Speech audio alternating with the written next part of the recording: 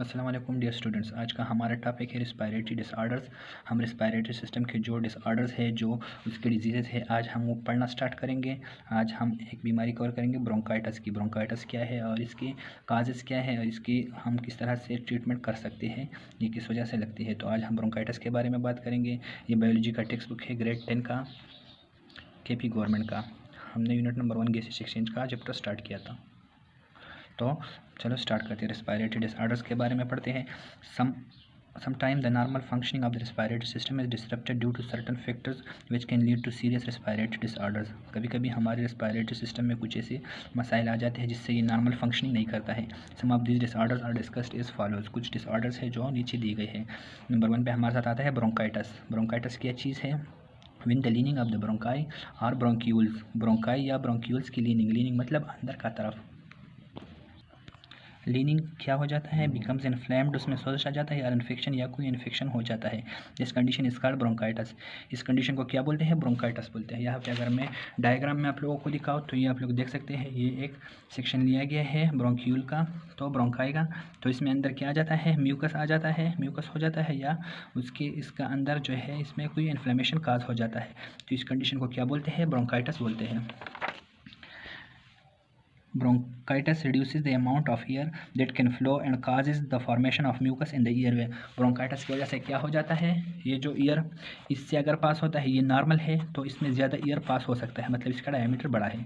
यहाँ पे अगर इन्फ्लेमेशन काज हो जाए, म्यूकस इसमें आ जाए, म्यूकस मतलब बलगम, तो इसका जो डायमीटर है ये कम हो जाता है, तो इसमें एयर जो है ये कम पास होता है, तो ये एयर पैसेज के लिए इसका रास्ता कम हो जाता है एक किस्म से।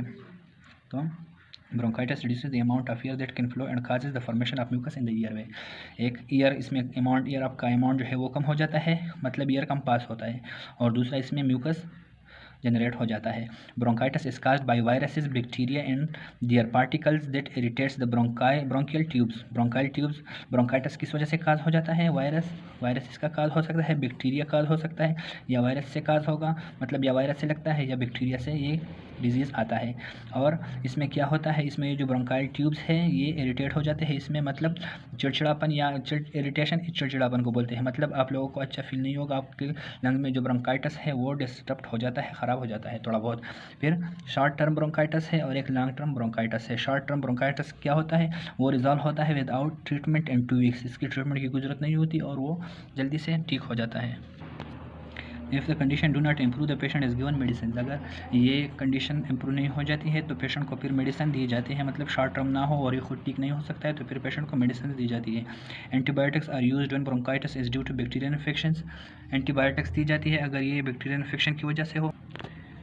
When the bronchitis is due to viral infection, जब ब्रोंकाइटिस वायरल इन्फेक्शन की वजह से, मतलब वायरस से लग गया हो, तो antiviral medicine are used, antiviral medicine दी जाती है।